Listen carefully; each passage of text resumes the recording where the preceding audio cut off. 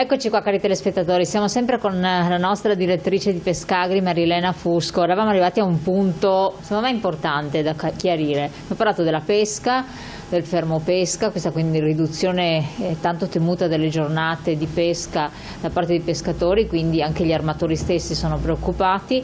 L'acquacoltura è un altro settore che riguarda sempre la pesca, certo. vero? Anche perché l'acquacoltura a livello nazionale il 70% delle aziende di acquacoltura sono microimprese, perciò importantissimo, perché vuol dire che sono delle imprese che hanno massimo 2 persone e a livello piccole, quindi sono familiari sì, diciamo, facciamo un esempio di acquacoltura per chi acquacoltura non è... sono le aree, parliamo del Veneto, in Polesine, cioè nelle aree di acquacoltura, cioè la laguna, aree concessioni demaniali. Qui tocchiamo anche un argomento un po' scottante, perché quello che sta mettendo in fermento un po' anche il settore turistico, che poi la pesca non è slegata dal turismo, perché sappiamo che molti pescatori hanno cambiato un po' il loro settore, il loro mestiere,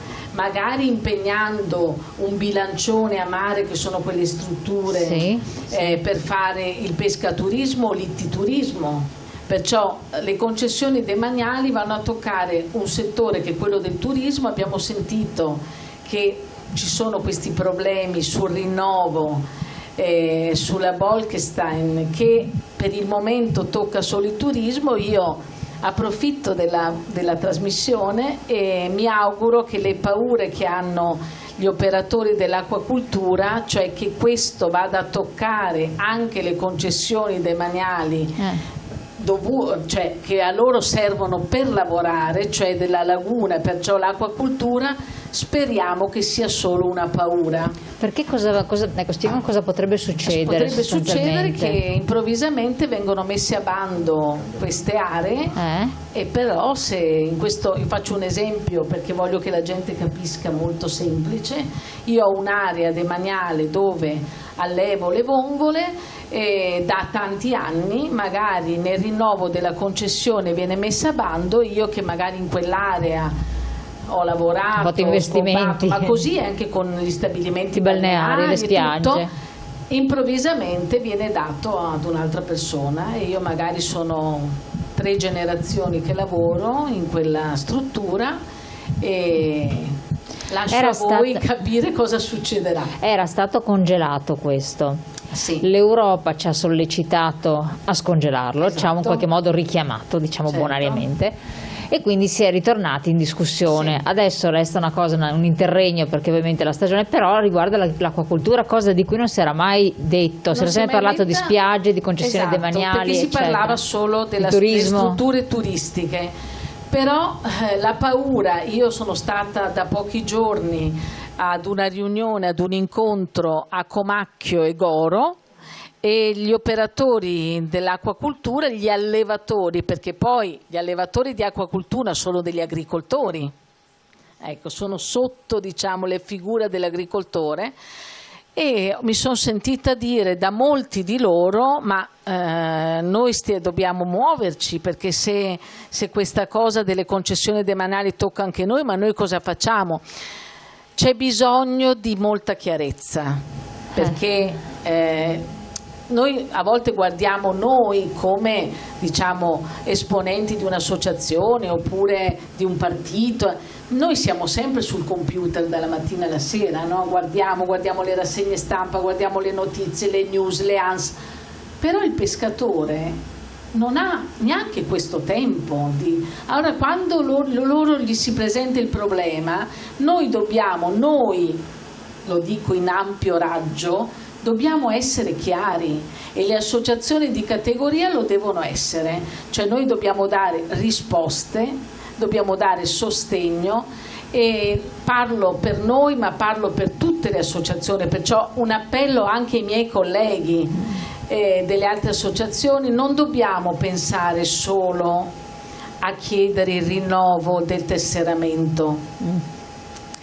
Questo dobbiamo impararlo, perché secondo molte persone vanno da un'associazione ad un'altra, escono da una, entrano in un'altra, anche per questo motivo. Perché? Non si sentono sostenute, supportate. Perché per un anno non sentono, chiamano, nessuno gli risponde al telefono, non c'è un ufficio. Noi siamo piccoli, siamo nati da poco, da un anno, però dove già siamo partiti, perché voglio ricordare le regioni dove già siamo attivi come Pescagri, perché noi abbiamo fatto un lancio nazionale, però poi dopo siamo andati a costruire in un anno difficilissimo di lockdown, di pandemia, di abbassamento dei consumi. Abbiamo fatto veramente i miracoli. Noi siamo già attivi in molte regioni, siamo attivi in Veneto, Emilia Romagna, siamo attivi in Campania, in Puglia, in Sicilia, in Molise, dove c'è Termoli, che è un piccolo porto, ma un porto molto forte. Sì, assolutamente, non se ne perché parla lì c'è mai, uno scambio con la Puglia, ci sono i pescherecci che vanno avanti e indietro. A gennaio abbiamo altri 2 lanci molto importanti, lanceremo Pescagri Lazio e lanceremo Pescagri Friuli a Trieste. Perciò noi stiamo veramente coprendo tutta l'Italia e io sono molto contenta anche quando mi sento dire, giustamente, perché io sono sempre dalla parte delle famiglie e di chi lavora, venendo da una famiglia che ha lavorato molto, anche se mi sento dire a volte delle cose un po' spiacevoli, ma voi, io le accetto perché secondo il mio punto di vista sono delle lezioni di vita. Sì, ma a volte secondo me un'associazione è anche fatta dalle persone che hanno un luogo di rappresentanza, un ruolo di rappresentanza. Certo. Cioè, se le persone si sentono ben rappresentate, perché lasciare un'associazione, piccola, grande che sia, neonata o sedimentata nel tempo? Se la persona, nel fattispecie lei, si prende a carico e a cuore come un presidente regionale anziché provinciale determinate questioni, se ne fa portatore, latore ai livelli governativi, istituzionali, nazionali ed europei, perché abbiamo visto che il settore agricoltura e il settore pesca, ai noi, dipendono tanto dall'Europa, e questo forse non è, forse questo non è chiarissimo a tutti. No, ma è vero. E lì bisognerebbe, torniamo all'eterno discorso, che sono anni che se ne parla, avere un'importante e significativa rappresentanza europea in tutti gli ambiti, ma l'Italia ai noi è latitante da questo punto di vista. Questo però potrebbe essere per voi anche da stimolo, no? Ma infatti io mi appello sempre,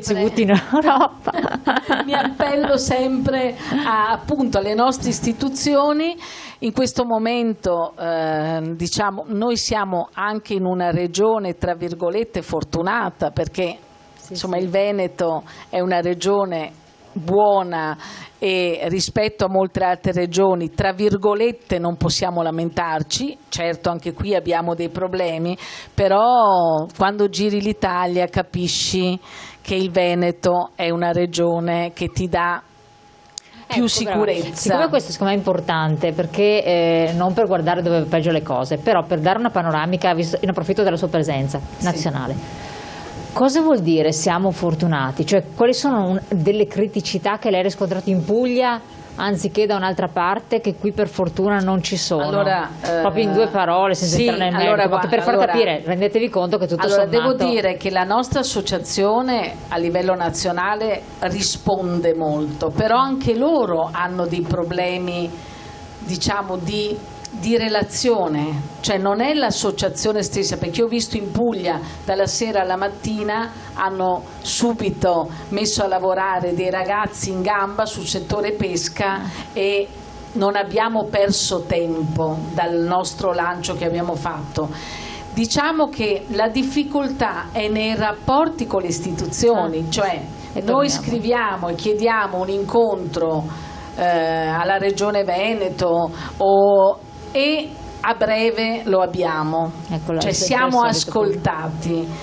In altre regioni fanno molta fatica. Allora io credo che questo anche sia un problema, ma non solo della pesca, sia un problema un po' generalizzato, e calcoli che, lo voglio dire perché dopo uno dice perché questa qui è una veneta doc, no. Allora guardate, io sono di mamma veneta e di papà campano, perciò io sono l'esempio della par condicio nazionale, rappresentativa nazionale. Io amo il Veneto come amo la Campania, però sono dei dati di fatto che ci sono, cioè c'è un rapporto con il tempo, con l'immediatezza diverso.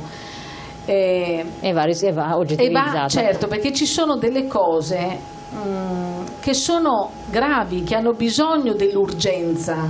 Cioè se io ho 2 pescherecci che sono bloccati, come è capitato qui a noi, bloccati magari nelle coste croate, bisogna intervenire subito. Bisogna intervenire subito. Allora se c'è una parte istituzionale veloce, tempestiva, noi riusciamo anche a limitare i danni. Perfetto, il tempo è volato. È volato. Le faccio fare gli auguri ai pescatori questa volta. Bene, bene. Allora, gli auguri sono intanto degli auguri affinché noi possiamo, come Pescagri CIA agricoltori italiani, ma in questo momento parlo a nome di Pescagri CIA Veneto, esservi veramente vicini e darvi un supporto valido su quello di cui avete bisogno. E poi siamo in dicembre, siamo già vicino alla festa dell'Immacolata, tanti auguri di buon Natale a tutti, alle vostre famiglie, sperando sempre che il prossimo anno sia quello migliore. Benissimo, grazie direttrice, a lei tanti auguri di buon lavoro e naturalmente di buone festività prossime. Grazie di avermi invitato. Grazie a voi telespettatori cari, vi lascio, naturalmente buon proseguimento, noi naturalmente ci rivediamo domani, grazie.